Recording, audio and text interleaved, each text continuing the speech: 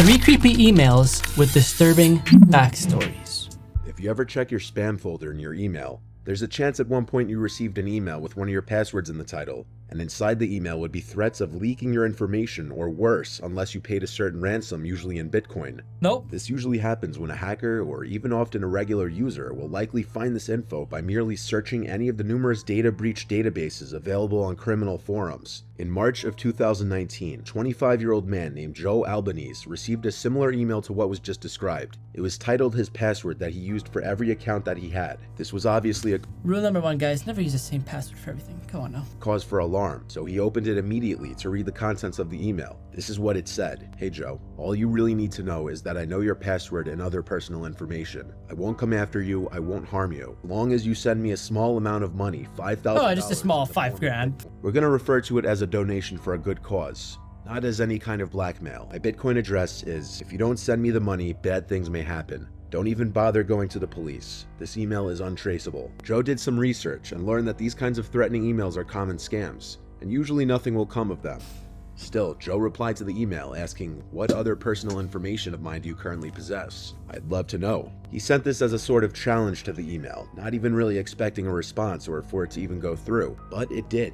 And he promptly received a response back saying, I know your home address is F.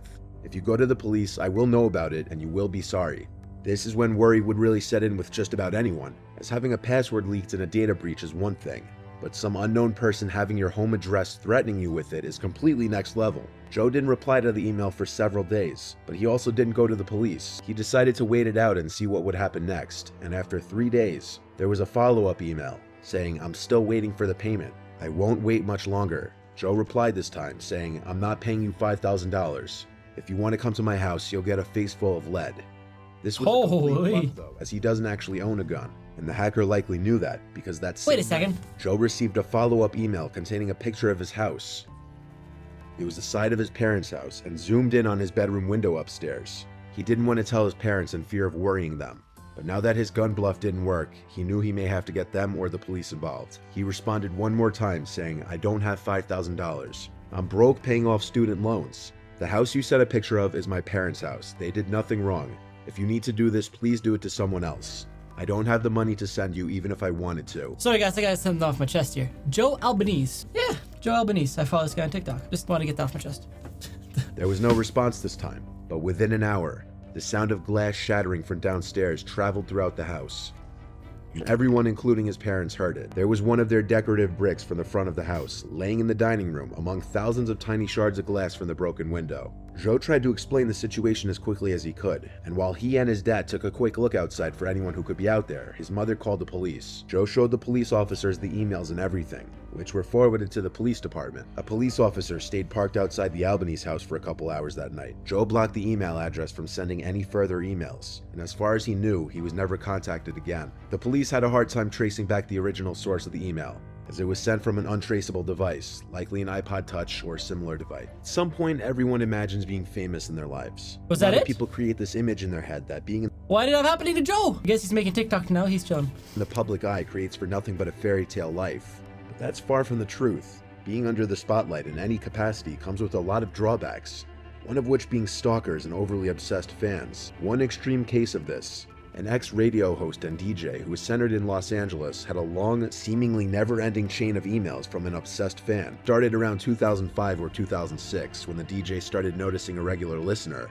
someone who listened to the show every day and would call in on the request line from time to time. At one point, the listener won a prize from the show, and in order to deliver the prize, the DJ requested her email, and that's where things began. In order to be polite and cordial with the girl, he would answer all of her emails, and when Facebook started to become popular, he added her back where she commonly liked and commented on his posts. This went on for a while, until one day the fan professed her love for him. The DJ rejected this advance in the most polite way he could. She seemingly accepted the rejection, and the DJ thought it would be the end of it, but it wasn't. In 2011, she emailed him a link to a blog that she was writing, where she would post about him and their quote-unquote love multiple times per day. She followed him over to a new radio station and was religiously listening to his shows, assigning meaning to the musical playlist. For example, the song Marry Me by Train was popular at the time, and whenever that song would play on his show, she would blog about it actually being a marriage proposal from the DJ. She began saving all his photos from his social media and photos of other women in his life, like friends and girlfriends, and posting them to her blog with extremely hateful words. She'd make posts raging about him being a man whore, followed by another post not even 10 minutes later in a completely different tone, apologetic and soft, implying she may have bipolar tendencies. The DJ did his best to ignore it, even though by this point he was extremely creeped out, but as she again began emailing him, he tried more forcefully this time to get her to stop, but she wouldn't stop. The DJ started sending DMCA requests to her blog host from the photos of his that she had posted. The repeated violations got her blog shut down.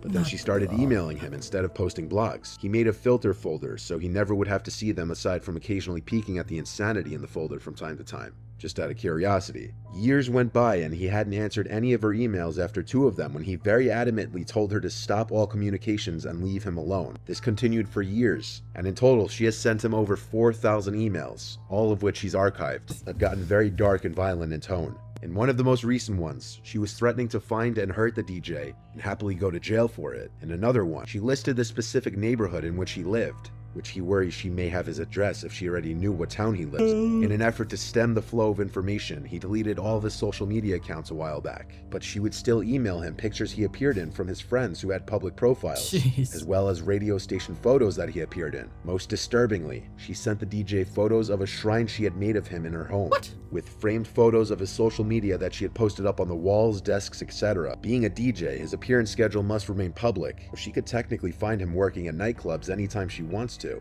And understandably, he's freaked out and worried about his safety. At this point, you gotta hire like some bodyguards to come with you. Attorneys, none seemed very interested in helping him with this matter. Due to his fear of facing the girl in real life or even being in the same room as her, he never went through with filing a restraining order. He also worried that on the off chance she didn't have his home address, the legal process would reveal it to her. To my knowledge, there was never any follow-up with this, and it's not known if the harassment continued or what route the DJ pursued, if any.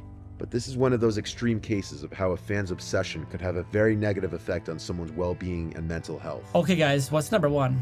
In this that last one was a little interesting. A viewer who wanted to be referred to as Christian received multiple emails that he wanted me to share in a story video. Christian has a friend named Katie who was out for a job interview. They used to be co-workers, which is how they met. Nothing was out of the ordinary until Christian started to try and contact Katie after her interview was supposed to be done, only to find that his texts weren't delivering and calls were going straight to voicemail. It was very possible that her phone could have been off or she had no cell service.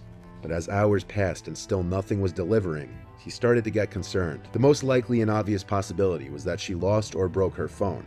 But finally, hours later, the text said delivered. However, Kate never replied. That same day, as Christian was checking his email, he saw an email from Katie's old work email. He opened it, and it read, "Hey, I lost my phone and keys. Can you come pick me up? I'm by some old warehouse construction looking building in the parking lot across from a Hyatt place." Christian asked when she last had her phone and if she had any idea how she lost it. She replied, "I have no idea. Just come soon, please. It's cold." The address that she then sent to better help Christian get to her said it was 20 minutes away. Do you guys think it's her, or is it somebody who like stole the phone? But looking at the location of the address on the map, it led to some abandoned-looking warehouse parking lot, evident by the green growing in the parking lot and decaying-looking rooftop. Christian sent another email back, demanding she go to a less sketchy pickup point. She took a few minutes to answer back with, "I'm already sitting on a bench here. I'm comfortable, just please hurry." Christian got in his car and started following the directions to the location he was told to go. But about halfway there, he stopped the car when he had a thought, and that was, how is she using her laptop to email him in the middle of some random parking lot by an abandoned warehouse, while it was maybe possible that there was some free optimum Wi-Fi nearby? Yeah, I highly doubt it. It did seem very unlikely. This is where Christian probably a McDonald's across the street became suspicious of the whole thing, and the fact that she was using her laptop to contact him instead of going to the hotel across the street and calling him just made it seem maybe she was using the hotel's Wi-Fi. more suspicious. He tried calling her number a few times, and now it was ringing instead of going to voicemail. On his third try, the phone rang twice and somebody picked up for a second, though most likely on accident. By this point, Christian was suspicious all of Katie's things were stolen. He called Katie's brother to tell him about the situation and ask his opinion. But when he asked first thing, "Have you heard from Katie?" Katie's brother said she had been home for 2 hours and that her entire backpack and phone were stolen. Christian yelled into the phone that he was being led into some sketchy parking lot at that very moment by someone who was on Katie's turn email around on her laptop. Christian drove to Katie's house immediately to pick the two of them up, and they called her phone and left a voicemail with all three of them yelling threats of what they'd do if they didn't return the phone and laptop, which probably went unheard if the thief didn't have her passcode. They also sent a number of texts which went unresponded to. After calling the police and requesting assistance in the parking lot, a police car did show up, but the entire parking lot was abandoned as expected. and no further emails were received. Not a chance I would go to this place by myself. Oh yeah, just come to this little location right here. There's an abandoned place. Yeah, it's chilling. I'm just chilling here by myself. The phone was never turned on again. It was likely disposed of. She never got any of her stuff back, but on the bright side, Christian may have avoided being lured into some kind of trap that would have led to him being robbed or harmed. These videos are actually, oh, my skin's shaking, or it's not shaking, it's getting little goosebumps from that one. I enjoy these scary videos, guys. And if you guys do too, let me know in the comments down below and by slapping that like button, because I will do more. Anyway, hope you guys have a great day. I'll see you guys in the next one. Peace.